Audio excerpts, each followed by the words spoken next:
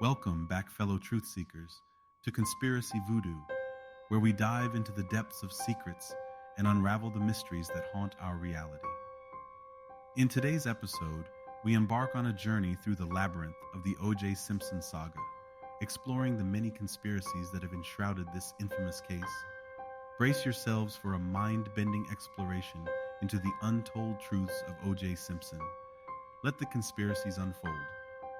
Also, before we get started, go ahead and hit that like and subscribe button down below for more content like this.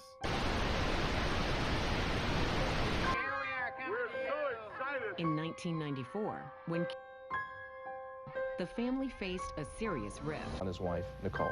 The day after this was over, we looked at each other. Hey, we had a fight. We were both guilty. No one was hurt. It was no big deal, and we got on with our life. As a matter of fact, after the Rose Bowl, we hosted a party for a great deal of amount of people, and mostly our friends. Took a trip with a couple of friends who never even knew we had an argument that night. And then 30 days later, I'm reading in the paper, this major thing had happened, quoting things that people say to one another in the middle of an argument, right and wrong. I mean, it wasn't all right what you read in the paper, But it was embarrassing. But because our relationship was strong and all our friends knew it, and they knew what they were reading wasn't necessarily the truth, hey, we just tried to put it behind us and ignore it as much as we could. We could have easily gone to court and been on the stand, and I think even the city attorney's office realized that they couldn't have won it, but that wasn't the point of filing. The point was to bring attention to a new law that's on the book, and who better to do that than me? And I just said, why me? Why am I the guy that you choose to do this? I don't think I'm a good example, and I don't think this incident this night was a good example of what you guys are trying to, bring to light. What kind of... Our story starts with a sinister proposition. Was OJ Simpson framed for the crimes that shook the nation? As we delve into the shadows, we encounter compelling theories suggesting that a clandestine group sought to manipulate the evidence, planting a trail that led straight to OJ Simpson. Could this be a carefully crafted plot to secure his guilt, while hidden puppeteers pull the strings behind the scenes? Plead guilty or not guilty? Not guilty. It's been a week since OJ Simpson was arrested and charged with 2 counts of first-degree murder in Los Angeles. In that week, the drama, the unfolding story was broadcast and rebroadcast in nearly every format, from network news to the tabloids. Of OJ Simpson running the football dozens and dozens and dozens and dozens of times, and I can't, for the life of me, even remember the number of the guy handing him the ball. He had no element of surprise. He had no passing game to sort of change the way defensive played him, and he was incredibly effective. He was not going to play in a Super Bowl. There was no shot. So he has this game on Thanksgiving. Good morning, I'm Bill Butel. If you've been watching television over the past couple of hours, you've been watching the search for O.J. Simpson. And that search ended tonight under the eye of the camera outside his own front door in Brentwood, that section of Los Angeles where he lives. Surrounded by police, by helicopters, and by reporters. We are told that Simpson surrendered to police just a few minutes ago. We are told he gave up after a long, tense standoff, a standoff that, as I say, ended in his own driveway with police officers who remained within shouting distance of his open car door, which we could see a while ago because the light was in our favor then. What you are looking now is a police chase of Simpson and his friend Al Cowling. The finish to this bizarre case began with that picture you're looking at now. Roughly 18 police cars picking up Simpson's trail as he and another man, Al Cowling, rode along a Los Angeles freeway in that white Ford Bronco that you see in the center of the screen and that you see now turning into the driveway of O.J. Simpson's home. That's when the pursuit began to end. During the hour-long journey along the city's highways, the L.A. highways, Simpson was said to be seen riding in the back seat, holding a gun to his head. The driver is his old friend and former teammate at USC and with the Buffalo Bills, Al Cowling.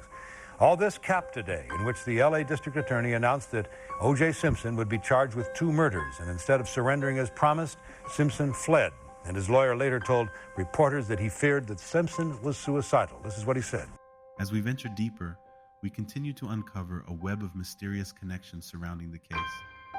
From powerful figures in law enforcement to influential individuals in the entertainment industry, whispers persist that a network of high-profile figures conspired to ensure the downfall of O.J. Simpson. What hidden agendas lurk beneath the surface? Could these connections hold the key to understanding the truth?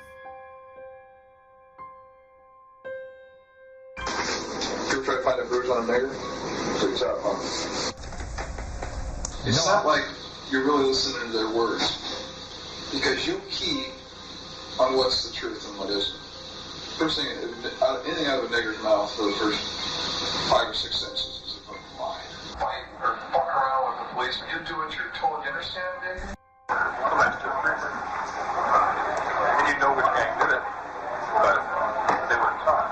I can pick up 3 or 4 gang members, bring them to the station, take one in the basement, just beat the dog shit out of it, not even ask them questions, bring them up to sitting down. Bleed, basement's all popped up, got hurt. Next guy, take him downstairs. Okay, they shot him. Where else, Johnny? That's how you get information. What is this patty cake shit about psychology? Oh, we got to teach officers how to speak Spanish. This is America. We don't speak Spanish. No, I work Mexican. I don't know how to speak Spanish.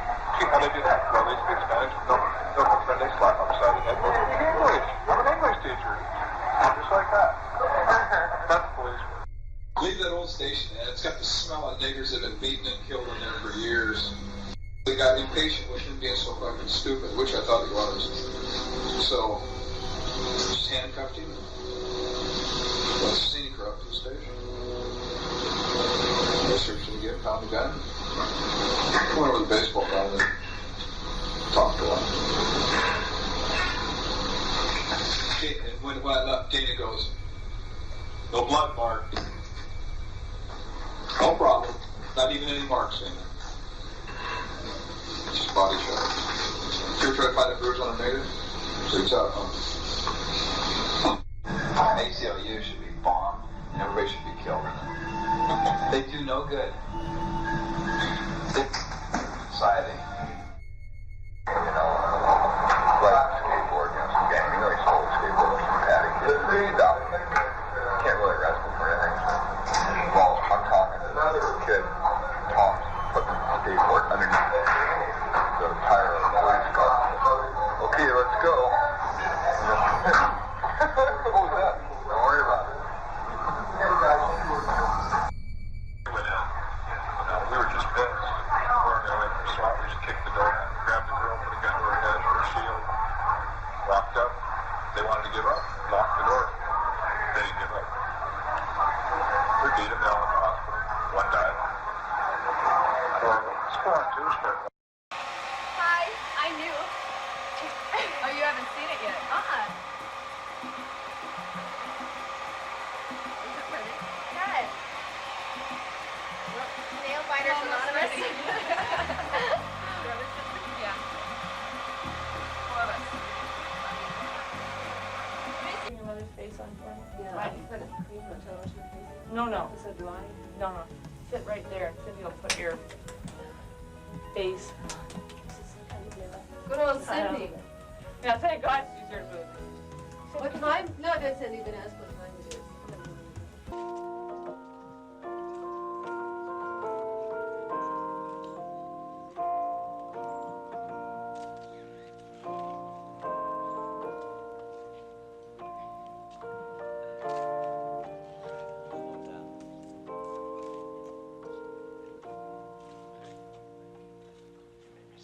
Yeah, really.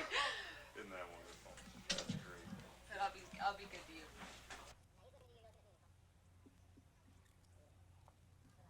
I'm excited, and I'm looking forward to it. I'm going to help deliver the base. Oh, yeah, she's thinking about something real nice. She's thinking about whether her daddy's rich and her mama's good looking. Amidst the chaos of the trial, alternate suspects emerge from the shadows. Could there be other individuals with motives to commit these heinous crimes? From dark acquaintances to shadowy figures, theories abound, suggesting that the true culprits were shielded from justice while OJ Simpson became the convenient scapegoat. Prepare to question everything you thought you knew. Let's put a spotlight on Nicole Brown Simpson for a moment. Nicole's public reputation shows her as a sweet, innocent woman, a mother, a sister, a daughter, a survivor.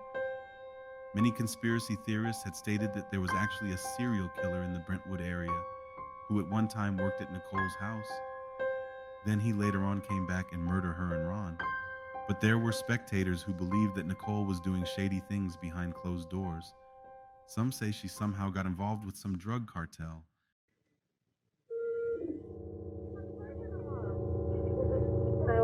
emergency. Yeah, can you send someone to my house? What's the problem there? Well, my ex-husband or my husband just broke into my house and he's ranting and raving now. He's just walked out in the front yard. Has he been drinking or anything? No, but he's crazy.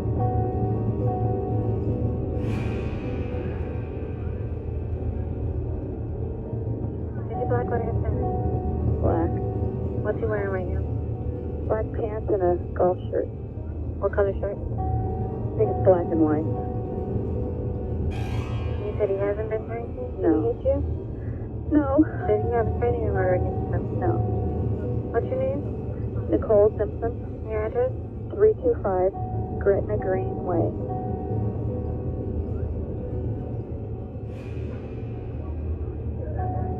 At the house or apartment? At the house. Okay, we'll send police out. Thank you.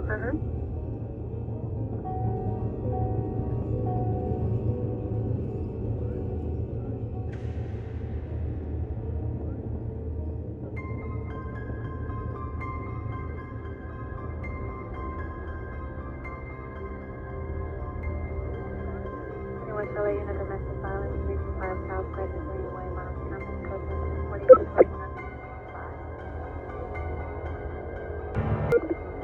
911 emergency. Can you get someone over here now to 325 Gretna Green? He's back.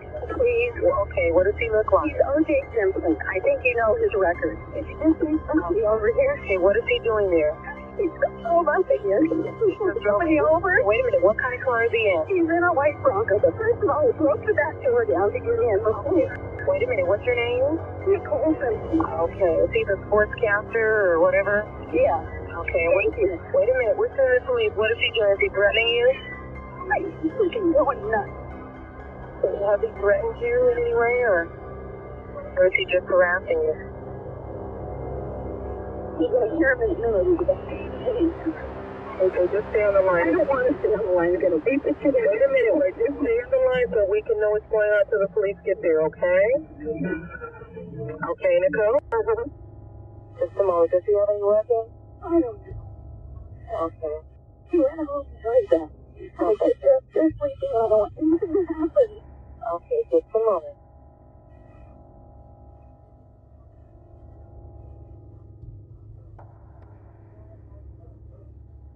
Does he have drugs or anything? No. Okay.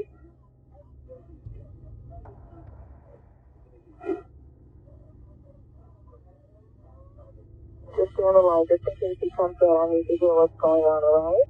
Yeah, okay. Is he yelling? Yeah. Okay. Is he heavy been drinking? No. Okay. What's our unit? Addition on those domestic violence, 325 South Gretna Greenway. The suspect has returned at a white Bronco, monitor comment, incident 4221.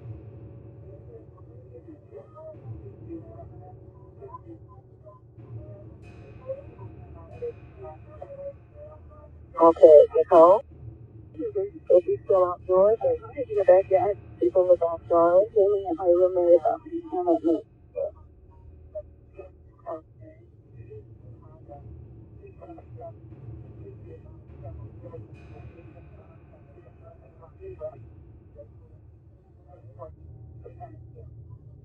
So what does he say? Oh, something about some guy I don't know. He was on that. I started this shit before and it's all my fault. And now what am I going to do? Just preach it on there? Okay. It's all my fault. I started this before. Love it.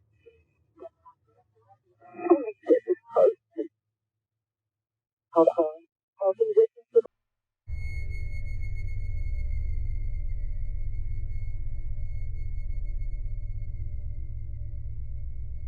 The OJ Simpson trial captured the world's attention, but was it all just an intricately orchestrated performance? The theories that proposed the trial was a carefully staged spectacle designed to distract the public from deeper truths. Was the prosecution's case intentionally weak? Were key pieces of evidence purposefully mishandled or overlooked? So many enigmatic layers of deception that surround this infamous trial that it's so hard to keep up even to this day. The rabbit hole just goes down further and further. Did you have any big fights during that year? Yes. When was the first one? The only big fight, the only one we had was one. I think it was in October of '93. And what happened? What do you mean? What was the cause of the fight? The cause of the fight was something that a girl named Alex, who had been Keith's fiance. I was shooting a movie, and on the set of the movie, she was telling me things in front of people about, one, what things Keith was saying about me and things that Nicole and Keith had done during the time we were apart. This woman named Alex was saying these I think her things? name was Alex something. She was Keith's fiance, or they were just splitting up, and Keith was in a drug thing or something she was saying, and she said some things that upset me. And what did you do after you heard that? I confronted Nicole with him. You went to the house? Yes. This is in October of 1993, right? Yes. Now, was Alex relating things that Nicole and Keith had done? With her, I mean, not her sexual, but not sexual things. But before your reconciliation with Nicole, right? Yes. These were things that had done in 1992, correct? Yes, yes. And why did you feel the need to confront Nicole? Well, I confronted Nicole more with what she said Keith was saying about me, and the subject matter of what she was discussing that they had all done in a restaurant. I didn't think was right, so What was that? Drugs. And you went to Nicole's house to discuss that? I told Nicole about it. On the phone? On the phone and at her house. Now, did you go to her house? I'm sure I did in that period of time, yes. This conversation start on the phone? Probably at her house. And how long did the conversation last? I don't recall. Several hours, right? No. And during the course of this conversation, you saw a photograph of Keith? No. In a photo album? No. With him and your kids? No. Or with Nicole? No. That never occurred that evening? No. Okay. So this had nothing to do with seeing a photograph of Keith, right? Yes. Is that the evening that the police came out? No. Okay. What was the month? October. Of 1993, right? Yes. Did you and Nicole somehow resolve this disagreement? I can't answer that. I don't know. I don't know. I don't know if it ever was resolved. Did you get into a heated argument that evening? Which evening now? Your one you're describing. No. Okay. Now, how long after that did you have this incident when you came to her place on Gretna Green and the police came out? I believe it was 3 or 4 days later. What led to that? I was at her house for dinner, and she relayed to me that Keith had called and evidently was denying everything that this girl had said concerning me. And Nicole relayed to me that she told him that OJ understands you guys are split up, and women will say anything when, you know, people are splitting up, say things about one another. And I didn't particularly like her characterizing my attitude, so I went home. I told her I didn't like it, and I went home. Just picked up and went home? Yes. And what happened next? She called me. At the house? Yes. And what did she call to talk about? To remind me that I had always said that, you know, we should talk things out, or I had agreed at some earlier date that we would discuss things, and how we're gonna progress if I leave all the time. And then what happened? I thought about that after a while, and I got in my car and went to her house. Did you tell her you were coming? No. What time was it when you went to her house? I don't know. Evening? Yes. And what happened when you got there? She was trying to move her cars, and it was something she was trying to do with her cars and garbage. So I got out of my car and sort of pulled her Ferrari into the garage, and we were talking during this exchange, and we walked through her kitchen into her patio, and she was smoking a cigarette, and we were debating this whole thing. And then what happened? Somehow, in the midst of the conversation, she threw Paula in, got Paula into the conversation, evidently while looking for a frame to put my kids' pictures in to send, because I had requested later pictures for my New York condo. And I guess she had some pictures blown up. And while she was looking for frames at my house, she came across a picture of Paula on the shelf where we keep all our empty frames and things, in a frame that evidently was a frame that once had one of our wedding pictures in.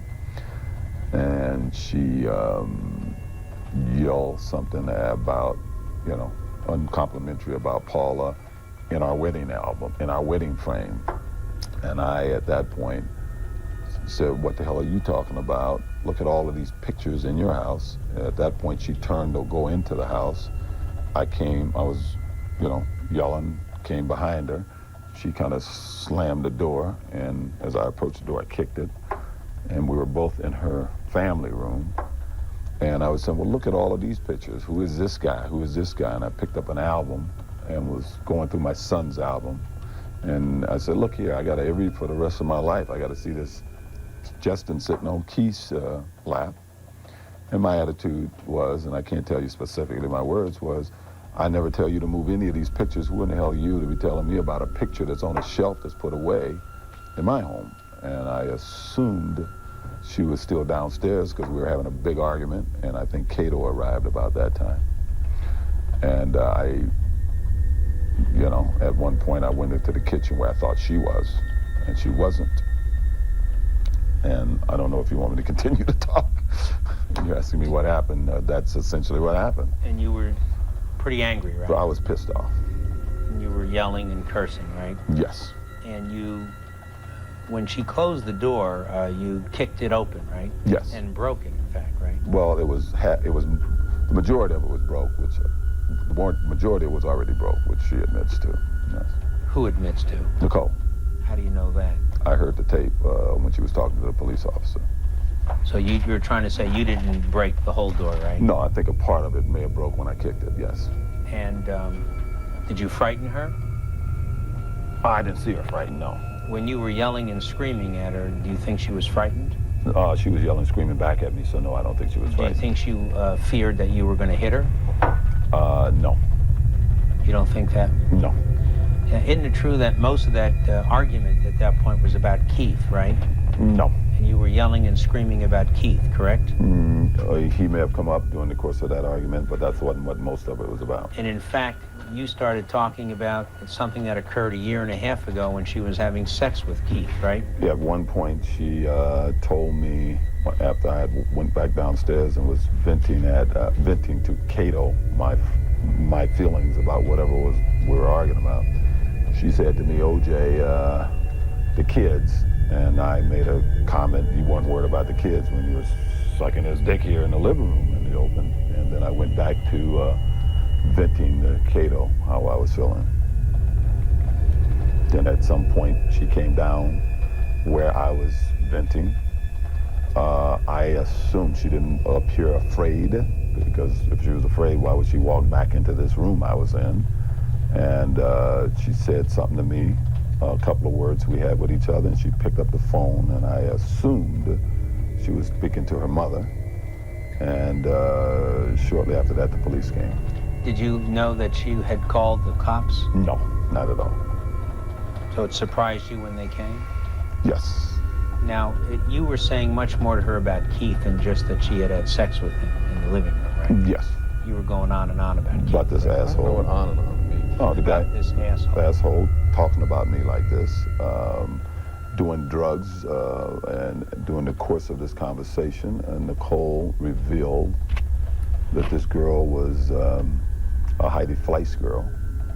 Evidently, they were all together when she had her fight with Heidi that started that whole thing. And if you listen to the tape, you'll hear me refer to Heidi Fleiss on numerous occasions. And I just was very unhappy with all of this crap about drugs, about hookers, and I wanted to know why she had brought these people into my kids' home. And I'm mad today when I think about it, yes. But that was a person who was in her home more than a year before that incident, correct? Yes, yes. And you were still upset about it then? Because I had just become aware of it, yes.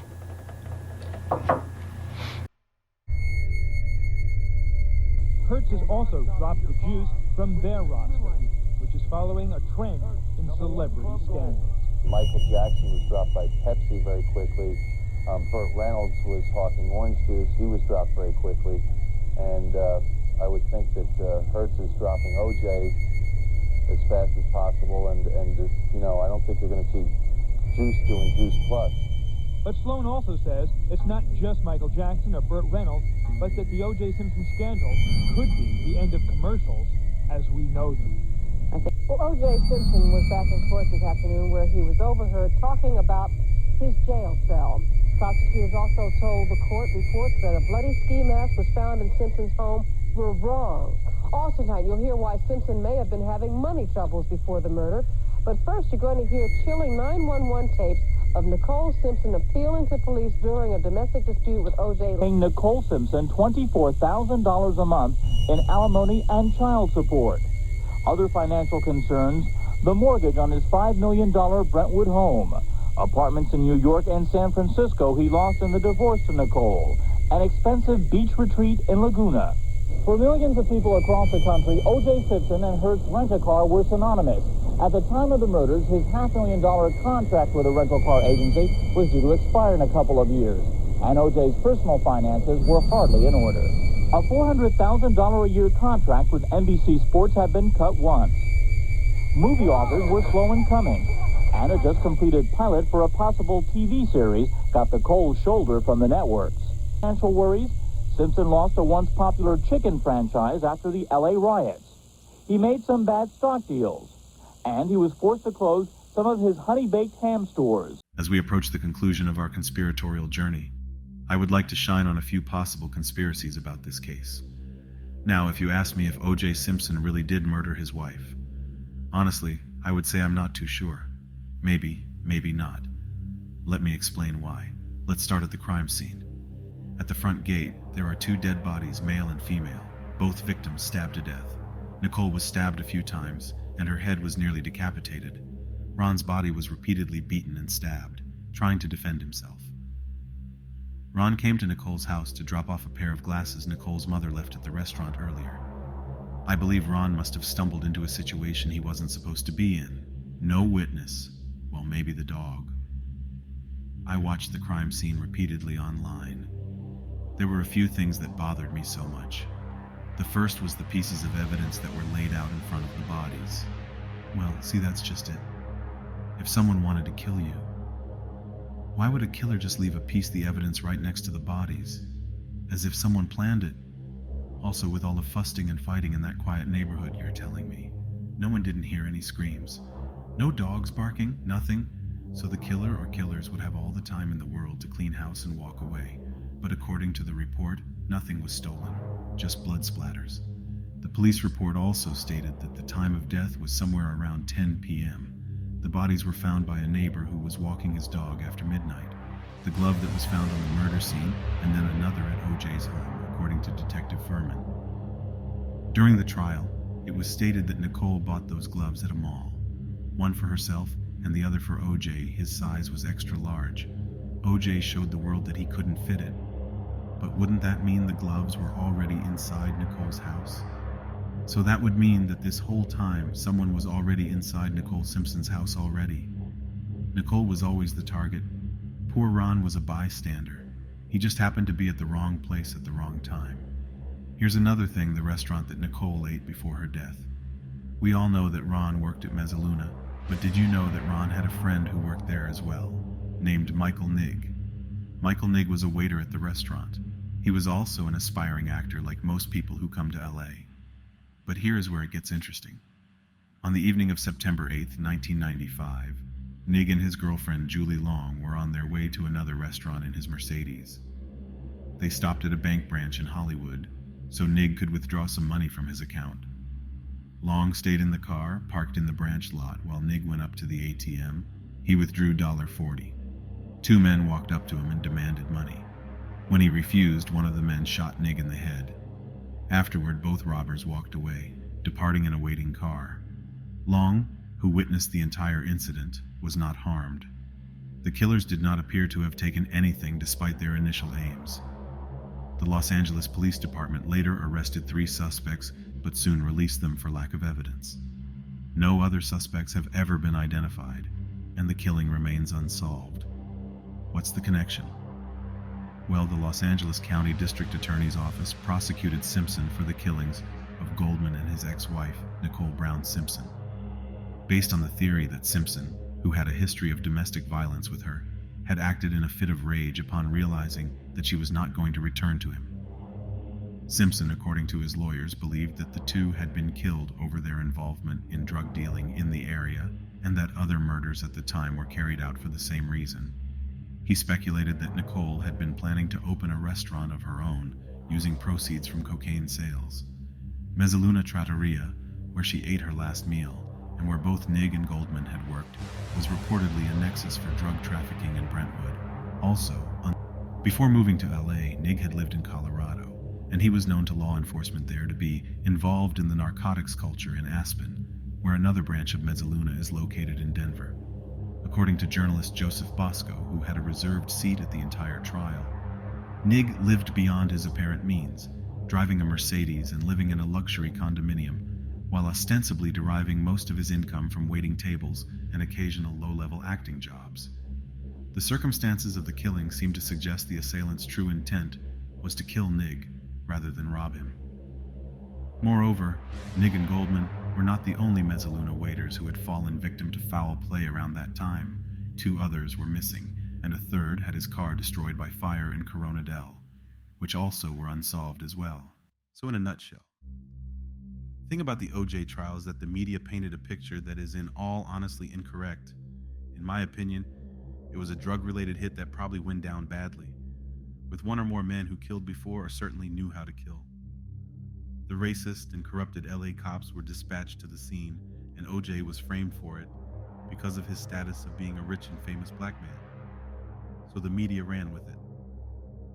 I don't know, but there's something about rich and successful black men dating white women that always seems to lead towards danger sometimes.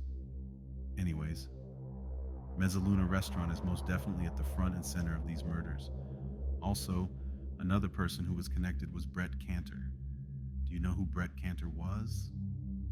He was a record label executive, concert promoter, and owner of LA Nightclub. He was part owner of the nightclub called Dragonfly Club, a club known at the time for its 1970s and hip-hop theme nights. On July 30th, 1993, he left Club 435 North in Beverly Hills at 1 a.m. and headed home to West Hollywood. 3 hours later, he would be dead. Brett was murdered in his home. His throat had been cut almost to the point of decapitation. Cantor also knew both Goldman and Nicole, and thus they may have been killed over mutual involvement in possibly illegal business activities. Brett Cantor also had a rival club called the Monkey Bar. Now, who owns the Monkey Bar? A man named Keith Zlomsowicz. Do you know who Keith Zlomsowicz is?